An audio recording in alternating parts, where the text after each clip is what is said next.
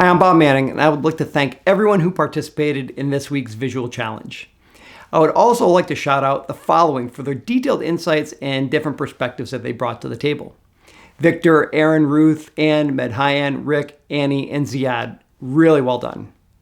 Medhayan had some great comments and more importantly on what he would do next. Victor and Annie had called out that there could be a roof leak leading to some microbial risks. And Ruth nailed the pallets being stacked too high. And this is important since the product could be getting damaged due to excessive weight and should be investigated. Here's a list of what the team had called out. Open doors, both dock and pedestrian, presence of pests and birds, uncovered and overflowing trash bins, lack of GMPs and safety equipment. There was no foot baths or powder stations observed, debris and water on the floor.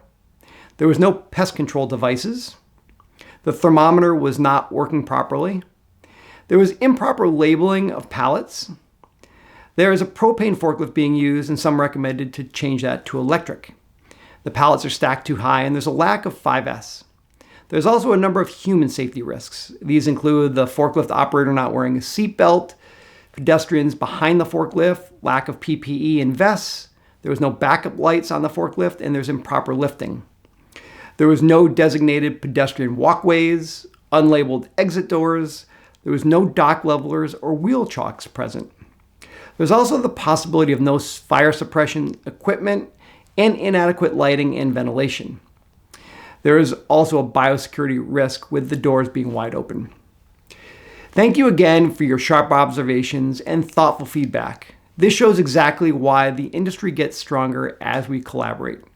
And by calling out the risks from a food safety and human safety perspective, you help raise the bar for all of us to help us protect our people, our products, and our consumers.